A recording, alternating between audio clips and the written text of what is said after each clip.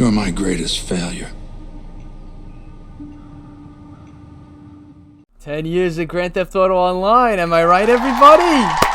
Yeah! And 3 years of nerfing Cayo Perico. Let's go, man. Cayo Perico heist got nerfed today. Basically, 3 days off of the GTA Online anniversary. That's some really fucking great timing, you know? But they nerfed the payout of the Cayo Perico heist, and basically all of the items you get if you play the heist back to back over and over again all got nerfed, a 30% decrease in value. I just wanted to add this in. This is all from Tez2 on Twitter, FunMW2, that guy. Thank you so much for putting this up. Follow him on Twitter.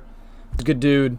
And back to what I was saying. And the setup cost went from $25,000 to $100,000. So basically, you're cutting off $75K of each payout that you get. Secondary targets all got a 10% decrease, except for gold. Gold stays the same. I don't understand why they're nerfing the heist now instead of 3 years ago when it came out in 2020. So you would think maybe 2021 they'd nerf this because, oh, it's making a lot of money for the players, right? It seemed like Rockstar was cool finally letting solo players and just everybody try to get as much money as possible. But then they start nerfing the heist slowly, piece by piece. It started out with making the guards do different routes now, so you get caught easier. They added the 2-hour cooldown for solo players only. Solo players only. 2-hour, 20-minute, like, cooldown. If you play with a buddy, it's the same cooldown from when it was before the nerf. The same, like, 30-minute cooldown before you could do the heist again. But if you play solo, you have to wait 2 hours and, like, 20 minutes. It's crazy.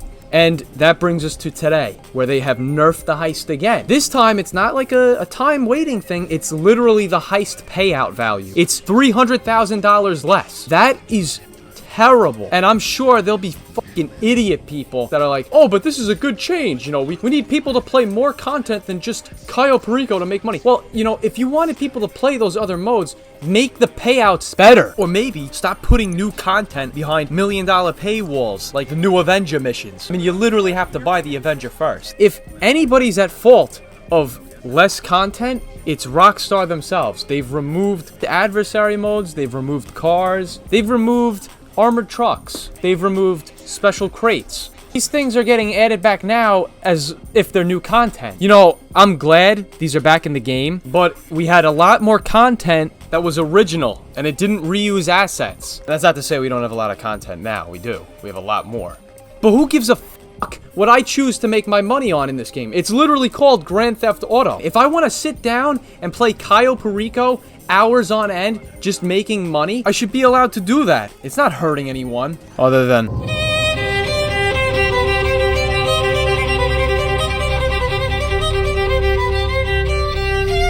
I really believe that this heist helps people play other content in Grand Theft Auto Online. Everything in this game, if you want to have fun, revolves around money. This heist acts as the vessel for players to play new content. Oh, I really wish I could play races, but I don't have a souped-up car. Okay, here's the Cayo Perico heist. Upgrade every car in each class for one heist. This heist is good for the game.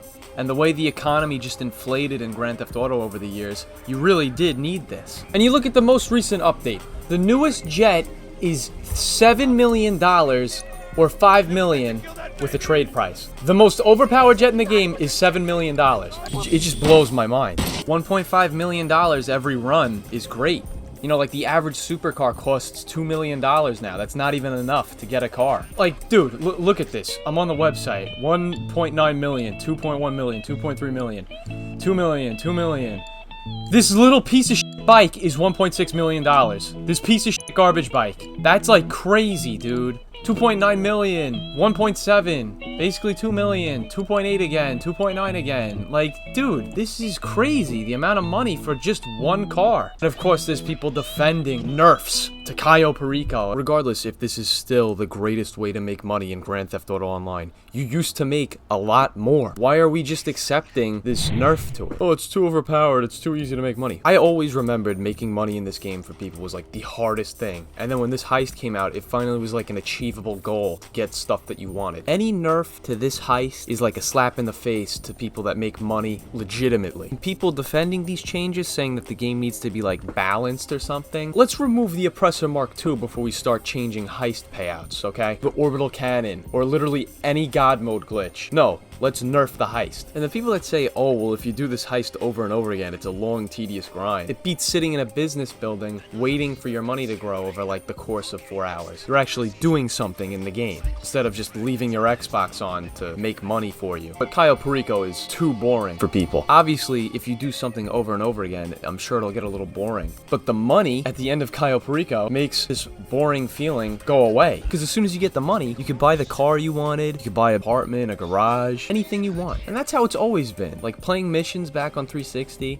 you just play the same missions over and over again so you get a lot of money. You know, people used to play Rooftop Rumble 24/7. People would leave their consoles on when it got nerfed because it was the best way to make money. It's kind of what people do now with businesses, except it was probably more of a fun experience to leave the game on, come back and play a mission instead of just leaving your console on and letting the game make money for you. That's personal opinion. Regardless, this idea that people have started to come up with, the last time the heist got nerfed, people were like, oh, this is a good change. You know, Cayo Perico is bad for the game because people are able to make money too easily. Making money in Grand Theft Auto too easily? First off, you can never have enough money in Grand Theft Auto Online. Second, no shit, it's easy to make money if you're a level 100 and you're past everything. If you're just a casual person that just hops on occasionally, getting money is hard. It's so easy for everybody to sit down and say, oh, well, you know, I've already played the game for 10 years. I have everything. I don't care about the cars going away. I already own all of them. I don't care about the adversary modes going away. I've already played all of them. All in all, this is just another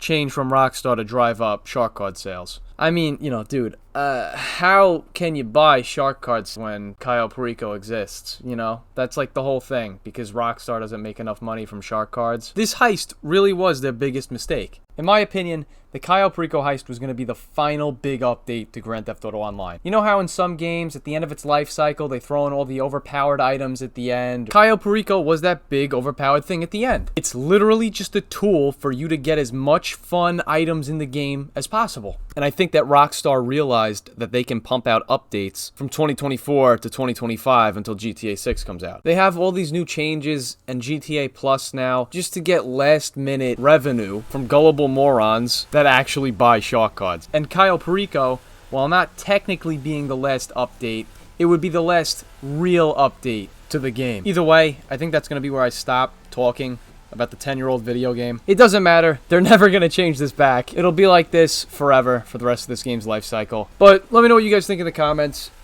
It doesn't really matter at the end of the day. You know, I have all the money I've made in the game, but just for like newer players and if you have like another account, it just sucks. And it's a scummy thing to do from a great company. Anyways, thank you for watching. I hope you have a great day. Bruh. Hey, Slick, it's me! This rumor that Grand Theft Auto 6 is gonna be $150, you're an idiot if you believe that. It'll be the deluxe edition of the game that's like $150. The standard edition's gonna be $60 to $70. I don't know why everybody thinks that. That one really annoyed the shit out of me. I don't know why everybody thinks that's gonna be a thing.